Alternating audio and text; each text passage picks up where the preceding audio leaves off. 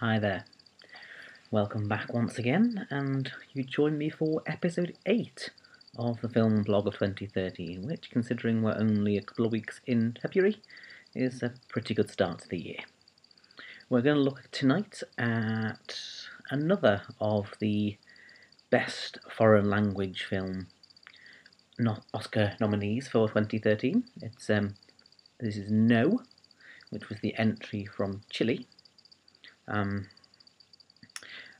very, very much doubt it's going to trouble the Best Foreign Film Oscar. I would say that's going to have to go to Amour, given the fact that it's been nominated in so many other categories as well.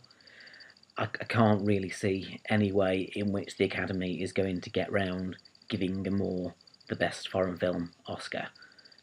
You can't really nominate it in all these categories, and then the one category in which you will want it in there, it's going to win that. So I think that's fair to say. I think, like last year, it's a pretty close shop in terms of who's going to win, but you have to say well done to the films that made it there, and one of which is No.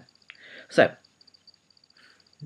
what I knew before going in to this film was very little indeed. I knew it was a film about the 1988 plebiscite in Chile, in which they made a decision on whether or not to let General Pinochet remain in charge. But I didn't know an awful lot beyond that. I mean, up until last year, I knew very little at all about who Pinochet was and what he'd done during his time in charge of Chile. Pretty much all I knew was that following his ousting from power, he'd ended up in the UK, and that Jack Straw had let him go rather than extradite him back to Chile again. And I also knew that he was placed in charge of Chile in a military coup funded and supported by the Americans to depose the elected leader. Other than that, until last year, I knew nothing at all, really. I wasn't even sure exactly how bad or how evil he was. But that all changed with a pretty remarkable film called Nostalgia for the Light, which I've been banging about for months and months and months about how good that film was. It was my film of 2012. It was a beautiful film that stayed with you for days afterwards. But one section of that film, because it was set in and around the Atacama Desert in Chile, and one of the sections involved going and looking at Pinochet's old, for want of a better term, his old concentration camps. And there were some really, really moving scenes in that film, in which a lot of old Chilean ladies are still spending every day combing that desert for the traces and bones of their loved ones who were part of the disappeared ones under Pinochet's regime. So, that film opened my eyes very much to the fact that I didn't know a lot about Pinochet, but I was now being shown that he was a thoroughly wicked and unpleasant man, and what he'd done was scandalous.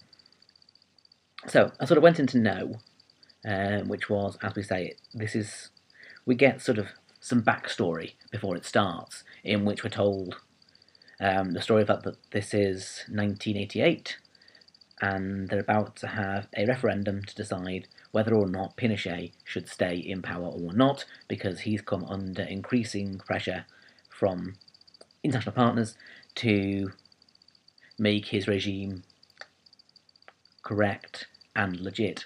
Because obviously at the moment Chile is still run by the junta, of which Pinochet is the head. They're looking to try and paint Pinochet as the democratic choice. And how the film opens up, which is pretty startling. It's filmed on 1980s style video cameras, which gives the film a real strange look. It's almost in box ratio, which is not really used an awful lot these days. I think the artist might have used it, but nothing other than that, from what I can remember.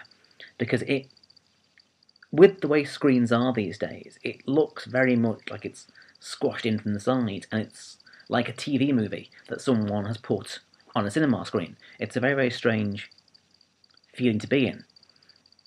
And when it first starts playing, I think even for those who genuinely love this kind of film, it does jar with you that this film doesn't look as films are meant to look. But you realise later on just what a masterstroke this is, because it means, literally, they can blend the archived 1988 footage into the current film, and you'd never know.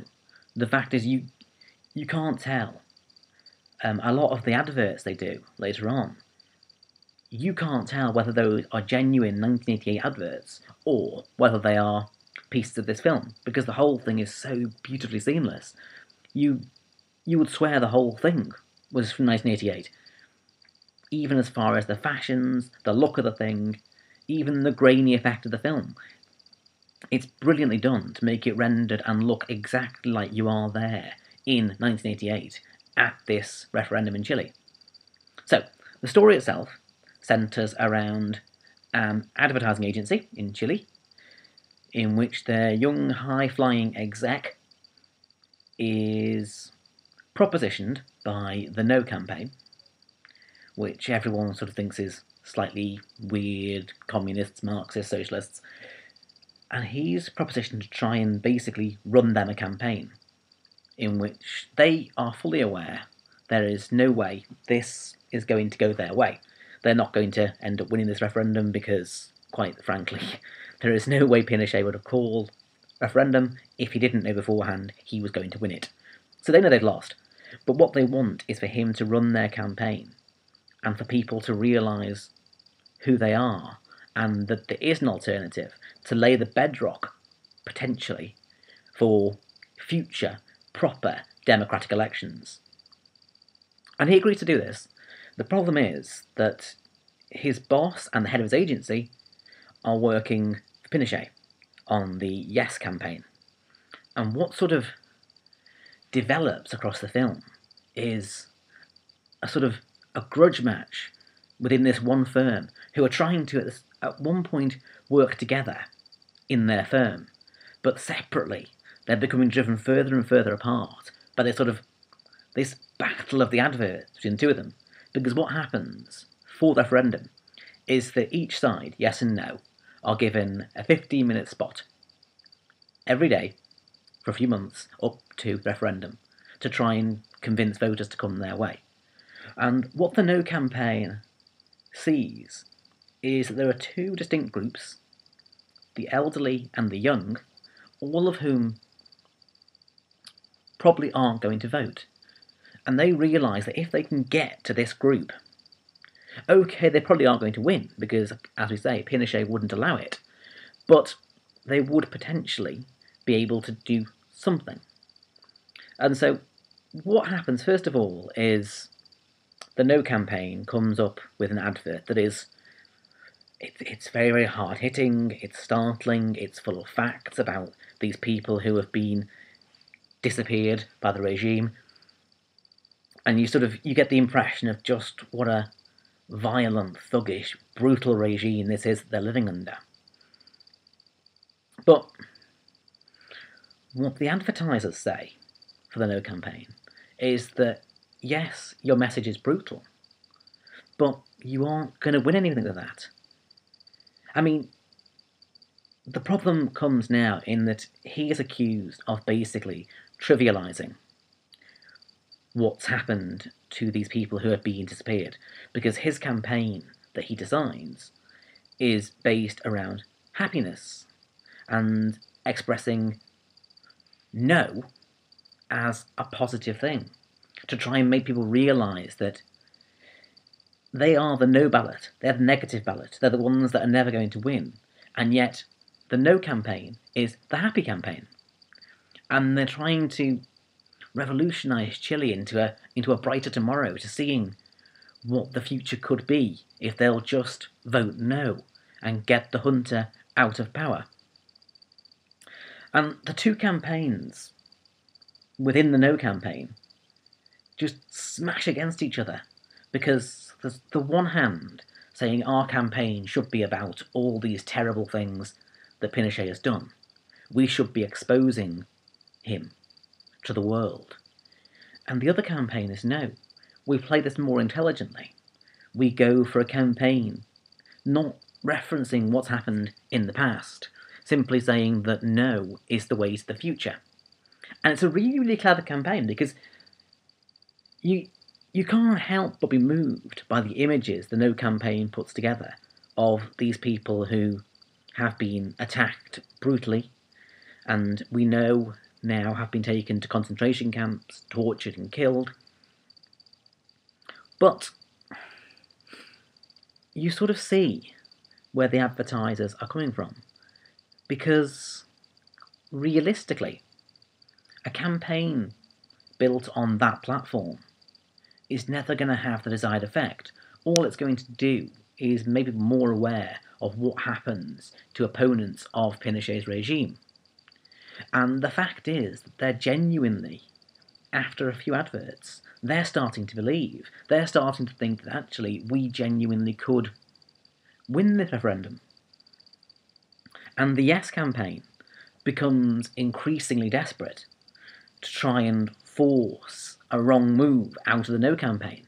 But the No campaign constantly is outmanoeuvring them.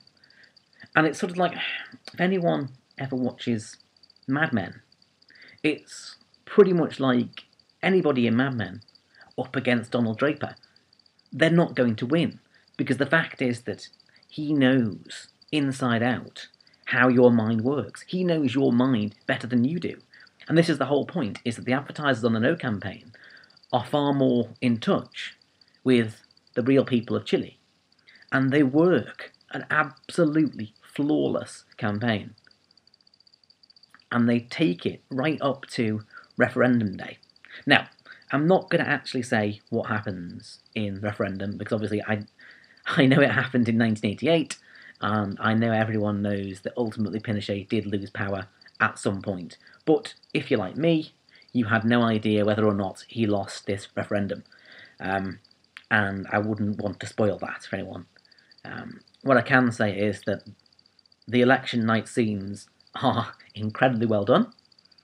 There's also some wonderful scenes showing how the Yes campaign is getting increasingly more and more desperate, because throughout the film you can see sort of the power behind Pinochet isn't really concerned. They always say, it's not a problem, we know full well that we have already got this election won. We don't need to actually convince anybody.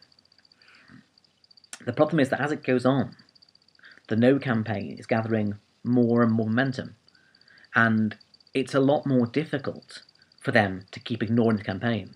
And obviously it's more difficult for them to fix the election, because what they were hoping to do was keep everyone so scared or uninterested that they didn't choose to come out and vote. And what the No campaign has done is they've tapped into these people who weren't going to vote, either through fear or through apathy, and they've got them out. They've got them potentially voting, and this is a huge concern for Pinochet. And at one point you see they're holding a rally for the No campaign, and the army turn up with clubs and water cannons to break up this totally peaceful protest. I mean, in terms of as a film, it really is an absolute triumph of filmmaking. And a triumph, it's not just in terms of the acting. The acting is superb, particularly Garcia Bernal, who is superb. But it's not just how it's acted, it's not just how it's directed, it's not just how it looks so perfect, it's how all these things come together to form one coherent whole and make a film in which you're genuinely interested in a referendum that happened almost 30 years ago. I mean, this is a referendum taking place in Chile for a guy who you know full well ended up losing power ultimately, ended up dying somewhere. You shouldn't be interested in this, and yet it's gripping from start to finish. You just cannot take your eyes off it. And the whole point is that unlike things like Zero Dark 30 that we reviewed last time, it doesn't shy away from showing the bad behaviour on both sides. It doesn't show how this thing descends into a complete bunfight between two campaigns that become increasingly more and more childish. At one point you show a no campaign advert with a man and a woman in bed, and the man is trying to get his way, and he keeps saying yes, yes, come on, yes, yes, and she goes no, no, no, and eventually he agrees with her, fine, no, and up comes the no. And the point is that at this point in time, the Yes campaign have got so desperate, they ape this commercial, but rather than having no, no, no, it ends up with him going, yes! And there's an agreement, and the whole point is that the strapline actually reads, in the other campaign, this ends with a no. The entire point being that basically you're going to get laid if you vote for yes. It's superb, and I'm not sure if that was a genuine commercial or not, but it's brilliant. And this is the point, is that it's like Nostalgia for the Light last year told the story of Pinochet's brutal regime, and that was harrowing, it was beautiful, but it was intense. You left that theatre and you were just emotionally drained. There was nothing left of you, because it's so beautiful, so achingly beautiful, and so painful to see what these people go through and what Pinochet did to them. This isn't like that in the same way. Yes, you see the horrors of what Pinochet did, but above all, this is an upbeat film. And this is the entire point, is the film is trying to do what the campaign did, which is make a negative into a positive, and it's brilliantly done. And I hate to say it, but we're already in February, and I'm thinking, with this and Amour, we already have probably 2 really good nominations for my top 10 of 2013. And you bear in mind that 2012 was in many ways such a bad year for film that at times you were struggling to even remember the great films. I mean, there were 3 films in 2012 that were superb. You had Bavarian Sound Studio, you had Once Upon a Time in Anatolia, and you had Nostalgia for the Light. Those 3 were brilliant. The rest, it was all very much films that were okay. We're only in the second week of February, and we've already seen this year Amour and No, both of whom I will be stunned if they aren't on my top 10 list at the end of the year. I would just say, if you get the chance, even if you're not usually a fan of foreign cinema, even if you're not a fan of politics, just go and watch this, because if nothing else, it's a really, really entertaining way to spend 2 hours and just watch characters who you genuinely care about doing the impossible, trying to achieve something that's physically they're incapable of doing. And yet the point is, they don't send out a message of negativity, of hate, even though the opposition are guilty of the most heinous crimes. In the end, what they come out with is a campaign that is based on happiness.